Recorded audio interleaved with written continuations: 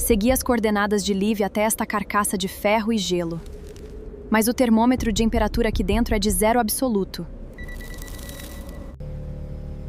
Os servidores estão quentes, mas não há geradores barulhentos ou cabos de energia vindo da rede da cidade.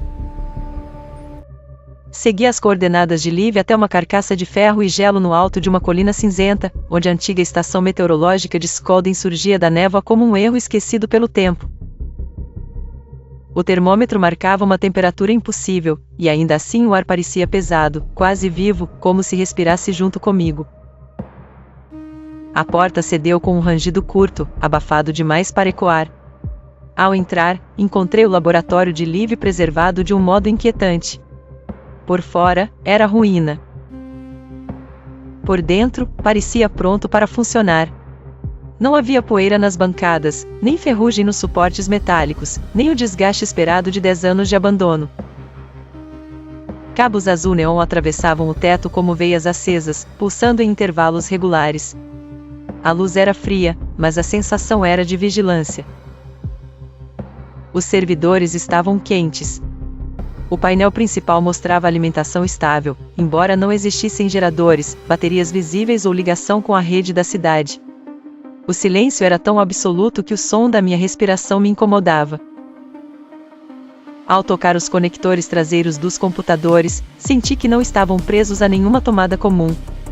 Os cabos terminavam em pequenas esferas de pedra cinza e polida, como as que eu havia encontrado antes, na cabana do penhasco. Havia algo pior do que tecnologia escondida ali. Havia intenção. As pedras não pareciam fornecer energia apenas para manter máquinas ligadas, elas pareciam sintonizar o lugar com alguma coisa fora do alcance dos instrumentos humanos. Uma frequência fantasma, constante e paciente, permeava o ambiente inteiro. O laboratório não estava abandonado. Estava em espera. No centro da sala, uma tela acendeu sozinha. A imagem apresentou ruído por um segundo e então revelou o rosto de Liv, pálido, exausto, mas sereno demais para alguém que estivesse tentando pedir socorro. Ela olhou diretamente para a câmera, como se soubesse que eu chegaria naquele instante. "Se você está vendo isso", disse ela, "então a estação já escolheu você." Meu corpo gelou mais do que o ar ao redor. Liv continuou, sem hesitar. "O que encontramos não é uma fonte de energia. É um campo de correção. Ele apaga o que desvia, dobra o que resiste e devolve ao mundo uma versão mais silenciosa de si mesmo. Eu tentei desligá-lo, mas ele aprende com a tentativa." Atrás da voz dela, ouvi um ruído baixo, um estalo que parecia vir das paredes. Os LEDs do painel começaram a piscar em sequência, como se respondessem a um comando invisível. Então percebi que o som não vinha do vídeo. Vinha de algum lugar dentro do prédio, talvez sob o piso, talvez dentro de mim. Liv baixou os olhos por um segundo e, quando voltou a encarar a câmera, sua expressão havia mudado. Não era medo. Era reconhecimento. "Ele já chegou até você", sussurrou. O terminal de dados de Liv continuava recebendo pacotes sem pausa. De algum lugar do outro lado, algo insistia em responder, como se a máquina estivesse presa numa conversa antiga demais para ser interrompida.